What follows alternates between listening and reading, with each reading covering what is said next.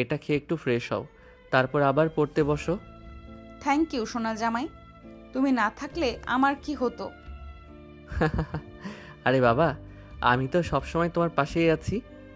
পরীক্ষার কয়েকটা দিন এভাবেই কাটে। নদীর অক্লান্ত পরিশ্রম আর আয়ানের নিঃস্বার্থ সেবা তাদের ভালোবাসাকে আরো গভীর করে তোলে। তারা একে অপরের শান্তি হয়ে ওঠে। নদীর চোখে ভবিষ্যতের স্বপ্ন, আর সেই স্বপ্নে সবসময় জড়িয়ে থাকে আয়ানের মুখ। একদিন সকালে আয়ানের ঘুম ভাঙে এক মিষ্টি উষ্ণতায়। চোখ খুলে দেখে তার বুকের উপর মাথা রেখে শান্তভাবে ঘুমিয়ে আছে নদী। নদীর এলোমেলো চুল তার মুখের উপর এসে পড়ছে, আর তার নিঃশ্বাসের হালকা স্পর্শ আয়ানের ত্বকে অনুভূত হচ্ছে। এক অপার্থিব শান্তিতে ভরে ওঠে আয়ানের মন। আয়ান আলতো হাতে নদীর চুলের কয়েক লহর সরিয়ে দেয়। নদীর মায়াবী ঘুমন্ত মুখ তার হৃদয়ে এক গভীর ভালোবাসার জন্ম দেয়। কিন্তু পরক্ষণেই মনে পড়ে আজ তাদের দুজনেরই ভার্সিটিতে ক্লাস আছে। আয়ান সাবধানে নড়ে চড়ে নদীকে জাগানোর চেষ্টা করে। আপু, ও আপু, ওঠো, সকাল হয়ে গেছে। নদী প্রথমে একটু কুঁকড়ে যায়, তারপর চোখ খুলে দেখে আয়ানের দিকে তাকিয়ে মিষ্টি করে হাসে। কটা বাজে? ও হ্যাঁ, আসলে আম্মু তোমাকে ঘুম থেকে ডেকে দিতে বলেছিল। আমি এসে দেখি তুমি এমন সুন্দর করে ঘুমাচ্ছ, আর তোমাকে তখন না অনেক কিউট লাগছিল, তাই আমিও ঘুমিয়ে পড়লাম। কথা শেষ না হতেই নদী লজ্জায় রাঙা হয়ে যায়। মুহূর্তের জন্যে আয়ানের চোখের দিকে তাকিয়ে আলতো করে তার গালে একটি চুমু এঁকে দেয়। বাই। এই বলে নদী দ্রুত বিছানা ছেড়ে দৌড়ে দরজার দিকে ছুটে যায়। আয়ান হতভম্বের মতো বিছানায় বসে থাকে। তার আর নদীর সেই মিষ্টি হাসি তার মনে মনে নতুন দিনের সূচনা করে। নদীর ফাইনাল ইয়ারের পরীক্ষার দিনগুলো যেন এক দমবন্ধকর সময়ের মতো বয়ে চলে। পুরো বাড়ি নীরব হয়ে যায় যখন নদী তার রুমে দরজা বন্ধ করে ঘন্টার পর ঘন্টা বইয়ের পাতায় ডুবে থাকে। শুধু প্রয়োজন হলেই আয়ান নিঃশব্দে দরজার ফাঁক দিয়ে কফি বা হালকা স্ন্যাক্স রেখে আসে। নদীর কপালে চিন্তার ভাঁজ দেখে আয়ানের মন খারাপ হয়ে যায়, কিন্তু সে জানে এখন তাকে শুধু সমর্থন জুগিয়ে যেতে হবে। প্রথম পরীক্ষার দিন সকালে আয়ানের ঘুম ভাঙে নদীর তাড়াহুড়োয়। সে উদ্বিগ্ন হয়ে নদীর ঘরে ছুটে যায়। কি হয়েছে আপু, এত তাড়াহুড়ো করছো কেন? সব গুছিয়ে নিয়েছো তো? হ্যাঁ, প্রায় সব। শুধু অ্যাডমিট কার্ডটা যেন খুঁজে পাচ্ছি না, কোথায় রেখেছিলাম মনে পড়ছে না তো। আয়ান শান্তভাবে নদীর পড়ার টেবিল এবং আশেপাশে খুঁজতে শুরু করে। কিছুক্ষণ পর দেখে অ্যাডমিট কার্ডটা তার একটা পুরনো বইয়ের ভেতর রাখা। এই তো এখানে, শান্ত হও আপু, সব কিছু ঠিক হয়ে যাবে। শরীর ঠিক আছে তো? নার্ভাস লাগছে? একটু তো লাগছেই, এতদিনের পরিশ্রমের ফল আজ নির্ধারিত হবে। তবে তুমি পাশে আছো তাই সাহস পাচ্ছি। তোমার এই শান্ত মুখটা দেখলে আমার সব চিন্তা দূর হয়ে যায়। আয়ান নদীর হাতে নিজের হাত রাখে। তাদের হাতের স্পর্শ যেন এক অদৃশ্য শক্তি, যা তাদের সব বাধা অতিক্রম করতে সাহায্য করে। নদী যখন পরীক্ষার হলে যায়, আয়ান গেটের বাইরে অস্থিরভাবে পায়চারি করতে থাকে। রোদের তেজ বাড়ে, কিন্তু তার খেয়াল থাকে না। তার চোখ বরাবর হলের গেটের দিকে যায়। কখন তার আপু বেরিয়ে স্থির হয়ে যায়। প্রতিটি মুহূর্তে তার কাছে নদীর সাকসেসের প্রার্থনায় কাটে। পরীক্ষা শেষ হলে যখন ক্লান্ত নদী হল থেকে বের হয়, আয়ান এক দৌড়ে তার কাছে যায়। নদীর মুখের দিকে তাকিয়ে সে বুঝতে পারে পরীক্ষা খুব একটা খারাপ হয়নি। কেমন হলো পরীক্ষা? সব উত্তর দিতে পেরেছো? কোনো অসুবিধা হয়নি তো? হ্যাঁ, ভালোই হয়েছে। প্রথমের দিকে একটু ভয় লাগছিল, কিন্তু পরে সব মনে পড়ে যায়। কয়েকটা প্রশ্ন একটু কঠিন ছিল, তবে আশা করি উতরে যাব। এরপরের কয়েকটা দিন একই রুটিনে কাটে। সকালের আলো ফোটার আগেই নদীর ঘুম ভাঙে বইয়ের পাতায়। আর রাতের নিস্তব্ধতায় আয়ান জেগে থাকে তার ক্লান্ত মুখের দিকে তাকিয়ে। পরীক্ষার ফাঁকে যখন একটু সময় পায়, আয়ান নদীর পছন্দের খাবার নিজের হাতে রান্না করে আনে। কখনো দুজনে মিলে বাড়ির ছাদে বসে রাতের আকাশ দেখে, যেখানে অজস্র তারার মাঝে তারা খুঁজে পায় তাদের অনাগত ভবিষ্যতের স্বপ্ন। একদিন রাতে পড়ার টেবিলে ঝুঁকে থাকা নদীর পিঠে আলতো করে হাত বুলিয়ে দেয় আয়ান। নদীর চুলগুলো কপালের উপর এসে পড়ছিল। আর একটুখানি, ওই চ্যাপ্টারটা শেষ করে কিছু পুরনো প্রশ্ন দেখব। কালকের পরীক্ষাটা একটু কঠিন মনে হচ্ছে। আয়ান জানে এখন নদীর উপর কোনো চাপ দেওয়া উচিত না। সে নীরবে নদীর পাশে বসে থাকে, তার হাতে জলের বোতল এগিয়ে দেয়। যতক্ষণ না নদী বই বন্ধ করে ক্লান্ত চোখে তার দিকে তাকায়, ততক্ষণ সে অপেক্ষা করে। নদীর সেই ক্লান্ত মুখের দিকে তাকিয়ে আয়ানের মনে এক গভীর মায়া জন্মায়। পরীক্ষার শেষ দিন আসে। নদীর চোখে মুখে এক মিশ্র অনুভূতি।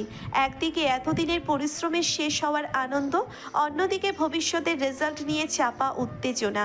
আয়ান তাকে জড়িয়ে ধরে কপালে চুমু খায়।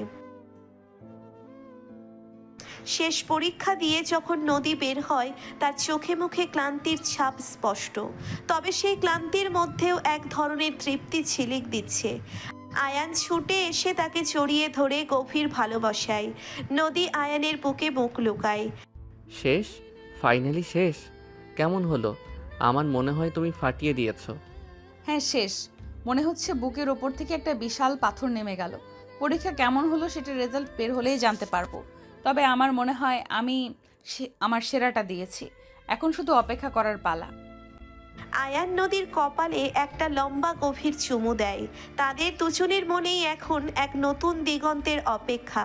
পরীক্ষার এই কঠিন সময়টা তারা একসাথে পার করেছে, একে অপরের হাত ধরে। আর এই অভিজ্ঞতা তাদের ভালোবাসার ভিতকে আরো মজবুত করেছে, যা ভবিষ্যতের যে কোনো ঝড় মোকাবিলা করতে তাদের সাহায্য করবে। নদীর ফাইনাল ইয়ারের রেজাল্ট বেরোনোর দিন সকাল থেকেই বাড়ির আবহে এক চাপা উত্তেজনা বিরাজ করছে। নদীর মা জায়ানামাজে বসে আল্লাহর কাছে ফরিয়াদ করছেন, তার মেয়ের এত দিনের পরিশ্রম যেন বিফলে না যায়। আয়ানের বাবা গম্ভীর মুখে পত্রিকা ধরে বসে থাকলেও তার চোখ স্থির নয়। কিছুক্ষণ পরপরই দরজার দিকে তাকাচ্ছেন। আয়ান চেষ্টা করছে শান্ত থাকতে, কিন্তু তার পায়ের সামান্য নড়াচড়াই বুঝিয়ে দিচ্ছে ভেতরে কতটা অস্থিরতা কাজ করছে। অন্যদিকে নদী নিজের ঘরে জানালার পাশে চুপচাপ বসে বাইরের দিকে তাকিয়ে, তার চোখে এক শান্ত অথচ গভীর অপেক্ষা। এই তো ওয়েবসাইটে রেজাল্ট দেখা যাচ্ছে, রোল নাম্বারটা দাও তো মা তাড়াতাড়ি। নদীর হাত সামান্য কাঁপে যখন সে তার রোল নম্বরটি একটি চিরকুটে লিখে বাবার হাতে দেয়। নিঃশ্বাস রুদ্ধ করা নীরবতা নেমে আসে ড্রয়িং রুমে। সবাই স্থির দৃষ্টিতে তাকিয়ে থাকে বাবার হাতের মোবাইলের স্ক্রিনের দিকে। কয়েকটি মুহূর্ত যেন অনন্তকাল মনে হয়। তারপর নদীর বাবার কণ্ঠে ভেসে আসে আনন্দধ্বনি। আলহামদুলিল্লাহ, এ তো ফার্স্ট ক্লাস। অনেক অনেক মুবারক হো মা। খুশির জোয়ারে মুহূর্তেই বাড়ির গম্ভীর পরিবেশ ভেঙে যায়। নদীর মা হাউমাউ করে কেঁদে ওঠেন, তবে তা আনন্দের অশ্রু। তিনি ছুটে গিয়ে নদীকে জড়িয়ে ধরেন, বারবার তার কপালে চুমু খান। আয়ানের চোখে মুখে এক বাঁধ ভাঙা হাসি উপচে পড়ে। সে দ্রুত পায়ে এগিয়ে এসে নদীকে শক্ত করে জড়িয়ে ধরে, যেন তার বিশ্বাসই হচ্ছিল না এত দিনের স্বপ্ন সত্যি হয়েছে। আমি জানতাম আপু, আমি জানতাম তুমি পারবে। আমার সব সময় তোমার উপর অগাধ ভরসা ছিল। এটা তোমার সাপোর্ট ছাড়া কখনোই সম্ভব হতো না আয়ান। তুমি প্রতিটা মুহূর্তে আমার পাশে ছিলে, সাহস জুগিয়েছো। তাদের আবেগ ঘন আলিঙ্গন দেখে বাবা মায়ের একে অপরের দিকে তাকিয়ে হাসেন। তাদের চোখে চিকচিক করছে গর্বের জল। এতদিনের রাতের পর রাত জেগে পড়া দুশ্চিন্তা আর পরিশ্রম আজ সব সার্থক হয়েছে। শুধু কি ফার্স্ট ক্লাস? দেখো তো আর কিছু আছে নাকি। নদীর বাবা স্ক্রল করে দেখেন এবং আরো খুশির খবর দেন। নদী তার বিভাগে প্রথম স্থান অধিকার করেছে। এই খবরে আনন্দ আরো কয়েক গুণ বেড়ে যায়। নদী আবার আনন্দে চিৎকার করে ওঠে এবং আবেগের বশে আবারও আয়ানকে জড়িয়ে ধরে। এই মুহূর্তে সে সম্পূর্ণরূপে ভুলে যায় তাদের আশেপাশে বাড়ির অন্যান্য সদস্যরাও রয়েছে। আপু একটু খেয়াল করো, এখানে সবাই দেখছে তো। নদীর ঘোর কাটে। আয়ানের বাহু ডোরে আবদ্ধ হয়ে সে অপ্রস্তুতভাবে আশেপাশে তাকায় এবং আবিষ্কার করে তাদের বাবা মা সহ অন্যান্য আত্মীয় স্বজন মুচকি হেসে তাদের দিকে তাকিয়ে আছেন। লজ্জায় তার মুখ কান পর্যন্ত লাল হয়ে যায়। ও আল্লাহ, আমি একদম খেয়াল করিনি। আসলে খুশিতে কি করব বুঝতে পারছিলাম না তো। আর কোনো কথা না বলে নদী দ্রুত পায়ে দৌড়ে সিঁড়ি দিয়ে উপরে নিজের ঘরের দিকে পালিয়ে যায়। আয়ানও অপ্রস্তুত হয়ে কান লাল করে একটু হাসে এবং মাথা নিচু করে দাঁড়িয়ে থাকে। কিরে বাবা আয়ান, এত লজ্জা পাচ্ছিস কেন? এটা তো স্বাভাবিক, ভালোবাসার প্রকাশ এমনিই হয়। একদম ঠিক বলেছিস। ওদের এই খাঁটি আনন্দ আর ভালোবাসার প্রকাশ দেখে আমার মনটা ভরে গেল। বোঝাই যাচ্ছে দুজনের হৃদয়ের টান কতটা গভীর। তাদের বাবা মায়েরা একে অপরের দিকে তাকিয়ে স্নেহপূর্ণ হাসি বিনিময় করেন। তাদের ছেলে মেয়ের এই সরল আবেগপূর্ণ ভালোবাসা তাদের দীর্ঘদিনের লালিত স্বপ্ন পূরণের ইঙ্গিত দেয়। নদীর সাফল্যের রেশ কাটতে না কাটতেই বাড়িতে শুরু হয় নতুন এক আলোচনার ঝড়, একটা ফ্যামিলি ট্যুর। নদীর বাবা মা আর আয়ানের বাবা মা দুজনেই মনে করছিলেন পরীক্ষার ধকল আর রেজাল্টের টেনশন কাটিয়ে ওঠার জন্য একটা ছোট্ট ছুটি দরকার। আর এই খুশির আবহে সবাই একসাথে কোথাও ঘুরে এলে মনটাও আরও ফুরফুরে হবে। ভাবছি এবার শীতের ছুটিতে কোথায় যাওয়া যায়। অনেকদিন কোথাও একসাথে ঘুরতে যাওয়া হয়নি। হ্যাঁ ভাবি, আমারও তাই মনে হয়। বাচ্চাদেরও একটু চেঞ্জ দরকার। নদী তো এত খেটে পরীক্ষা দিল, ওরও একটু বিশ্রাম প্রয়োজন। আর আয়ানও তো সবসময় বাড়ির কাজে সাহায্য করে। আমার মনে হয় সিলেট আর সাজেক ভ্যালি কেমন হয়? পাহাড় আর মেঘের খেলা দেখলে সবার মন ভরে যাবে। আইডিয়াটা দারুণ। সিলেটের প্রাকৃতিক সৌন্দর্য আর সাজেকের মেঘ তো অসাধারণ। আর এখন তো শীতকাল, আবহাওয়াও বেশ মনোরম থাকবে। ওয়াও, সিলেট সাজেক, আমার তো এখনই যেতে ইচ্ছে করছে।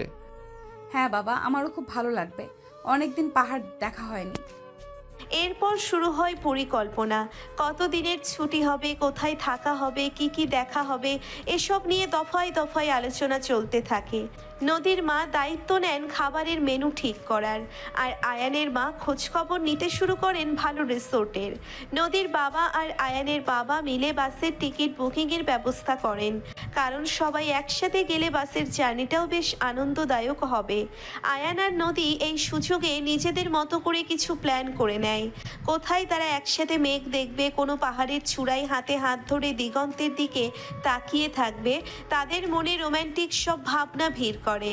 যদিও বাড়ির বড়দের সামনে তারা তাদের ঘনিষ্ঠতা খুব একটা প্রকাশ করে না, তবে এই ট্যুরটা যেন তাদের সম্পর্কের নতুন একটি অধ্যায় খুলে দেবে। নির্ধারিত দিনে সবাই ভোরে ঘুম থেকে উঠে এবং বাসস্ট্যান্ডের উদ্দেশ্যে রওনা হয়। শীতের হালকা ঠান্ডায় গরম কাপড়ের আরাম অনুভব হচ্ছিল। বাস ছাড়ার পর সবাই জানালার বাইরে তাকিয়ে প্রকৃতির মনোরম দৃশ্য উপভোগ করতে থাকে। নদী আর আয়ান পাশাপাশি সিটে বসে ফিসফিস করে কথা বলে, একে অপরের দিকে তাকিয়ে মুচকি হাসে। বাইরের সবুজ আর পাহাড়ের ক্রমশ দৃশ্যমান হওয়া তাদের মনে আরও বেশি আনন্দ যোগ করে। সিলেটে পৌঁছে তারা একটি হোটেলে ওঠে এবং ফ্রেশ হয়ে স্থানীয় কিছু ঐতিহাসিক মাজার ও নয়নাভিরাম চা বাগান ঘুরে দেখে। এরপর তাদের আসল গন্তব্য সাজেকের উদ্দেশ্যে যাত্রা শুরু হয়। পাহাড়ি পথে আঁকাবাঁকা রাস্তায় বাসের ঝাঁকুনি লাগলেও চারপাশের মেঘ আর পাহাড়ের দৃশ্য তাদের ক্লান্তি ভুলিয়ে দেয়। সাজেকে পৌঁছে তারা আগে থেকে বুকিং করা একটি সুন্দর রিসোর্টে ওঠে, যেখান থেকে মেঘ আর পাহাড়ের অসাধারণ দৃশ্য দেখা যায়। রিসোর্টের কটেজগুলো বেশ সুন্দর। প্রথম দিন বিকেলে তারা সবাই মিলে কংলাক পাহাড়ের চূড়ায় ওঠে। সেখান থেকে মেঘ আর পাহাড়ের যে অপরূপ দৃশ্য দেখা যায় তা সত্যি অবিস্মরণীয়। নদীর বাবা আর আয়ানের বাবা একটি বাঁশের তৈরি ছাউনির নিচে বসে প্রকৃতির শোভা উপভোগ করেন, আর তাদের স্ত্রীরা মিলে ছবি তোলেন। নদী আর আয়ান কিছুটা দূরে একে অপরের হাত ধরে দাঁড়িয়ে থাকে।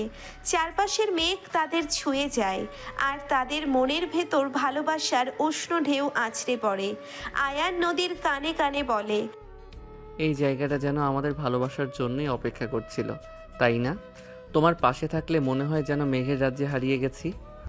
তুমিও আমার পাশে থেকো সব সময়। এই মেঘ আর পাহাড়ের নীরব সাক্ষী হোক আমাদের ভালোবাসার। তারা দুজনে দূরের পাহাড়ের দিকে তাকিয়ে থাকে, যেখানে মেঘের দল অবিরাম খেলা করছে। তাদের মনে ভবিষ্যতের সুন্দর দিনের স্বপ্ন আরও গাঢ় হয়। এই ফ্যামিলি ট্যুরটা শুধু একটি ভ্রমণ নয়, এটা যেন তাদের সম্পর্কের বন্ধনকে আরও মজবুত করে তোলে। প্রকৃতির শান্ত পরিবেশে তাদের ভালোবাসার রং আরও গাঢ় হয়ে ওঠে। সাজেকের শান্ত স্নিগ্ধ পরিবেশে রাতের ঘুমটা বেশ গভীর হয়েছিল নদীর।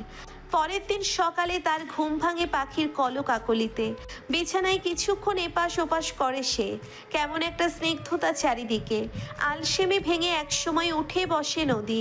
প্রথমে মনে হয় আয়ান হয়তো এখনো ঘুমোচ্ছে।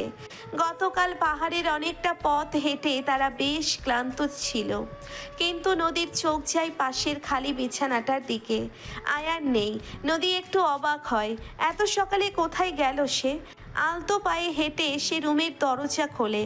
রিসোর্টের বারান্দাটা বেশ লম্বা, আর সেখান থেকে মেঘে ঢাকা পাহাড়ের মনোরম দৃশ্য দেখা যায়। নদীর চোখ জুড়িয়ে যায় সেই সৌন্দর্য দেখে। হঠাৎ তার নজরে পড়ে বারান্দার একেবারে শেষ প্রান্তে রেলিং ধরে দাঁড়িয়ে আছে আয়ান। তার পিঠ নদীর দিকে ফিরানো। ভোরের হালকা আলো তার চুলে এসে পড়েছে। দেখে মনে হচ্ছে যেন কোনো গভীর চিন্তায় মগ্ন হয়ে আছে সে। নদী ধীরে ধীরে এগিয়ে যায় আয়ানের দিকে। তার পায়ের শব্দ পায় না আয়ান। একেবারে কাছে এসে নদী আলতো করে আয়ানের কাঁধে হাত রাখে। কি ব্যাপার, এত সকালে উঠে একা একা কি দেখছো সোনা? মেঘগুলো দেখছো কেমন খেলা করছে? আয়ান চমকে ওঠে, দ্রুত ঘুরে দাঁড়ায়। তার চোখে কিছুটা অন্যমনস্কতার ছাপ দেখা যায়, যা নদী তীক্ষ্ণভাবে লক্ষ্য করে। রাতের সেই হাসি খুশি ভাবটা যেন উধাও। ও, তুমি উঠে গেছো? আসলে ঘুম ভাঙার পর আর ঘুম আসতে চাইছিল না, কেমন একটা অস্থির লাগছিল ভেতরে, তাই ভাবলাম একটু হেঁটে আসি, যদি মনটা শান্ত হয়। এখানকার সকালটা দেখছো? অদ্ভুত সুন্দর, তাই না? মনে হচ্ছে মেঘের ভেলায় ভেসে বেড়াচ্ছি। নদী আয়ানের পাশে এসে দাঁড়ায়। তাদের দুজনের সামনে মেঘে ঢাকা পাহাড়ের বিশাল ক্যানভাস। ভোরের আলোয় মেঘগুলো সোনার মতো ঝলমল করছে। নদীর হাত ছুঁয়ে যায় আয়ানের হাতের পাতা। সে অনুভব করে আয়ানের হাতটা একটু ঠান্ডা। হ্যাঁ, সত্যি খুব সুন্দর। কিন্তু তুমি কি কিছু ভাবছিলে আয়ান? শুধু কি সকালে সৌন্দর্য দেখছিলে? তোমার চোখে অন্যরকম একটা ভাব দেখলাম। কি হয়েছে বলো তো আমাকে। আসলে ভাবছিলাম আমাদের ভবিষ্যৎ নিয়ে আপু। তোমার তো পড়াশোনা শেষ হলো, এতদিনের স্বপ্ন তোমার পূরণ হয়েছে। এবার কি করবে তুমি? কোনো চাকরির চেষ্টা করবে নাকি অন্য কিছু ভাবছো? আমার মনে হয় এখন তোমার নিজের পায়ে দাঁড়ানো উচিত। নদী আয়ানের হাত ধরে। তাদের দুজনের হাত এখন একে অপরের উষ্ণ স্পর্শে বাঁধা। নদীর চোখের ভাষায় উদ্বেগ ফুটে ওঠে। আমার ভবিষ্যৎ তো তুমি আয়ান। তুমি যেখানে আমার ভবিষ্যৎ সেখানেই। আমার সব স্বপ্ন তো তোমাকে ঘিরেই। চাকরির কথা আমি ভাবিনি এখনো। আমার কাছে সবচেয়ে জরুরি হলো তুমি কি চাও, তুমি কি ভাবছো। তোমার ভালো লাগাই তো আমার ভালো লাগা। তুমি যদি চাও আমি চাকরি করি, আমি নিশ্চয়ই চেষ্টা করব, কিন্তু আমার মন তো সব সময় তোমার কাছেই পড়ে থাকে। তুমি এত ভালো কেন আপু? সব সময় আমার সব চিন্তার আগে তুমি আমার খুশিটাকে দেখো। আমার মনে হয় আমি সত্যি খুব ভাগ্যবান তোমাকে আমার জীবনে পেয়ে। কিন্তু আমি চাই তুমি নিজের স্বপ্নগুলো পূরণ করো, শুধু আমার উপর নির্ভর করে থেকো না। নদী আয়ানের গালে আলতো করে হাত বোলায়। তার স্পর্শে যেন এক গভীর মমতা মিশে আছে।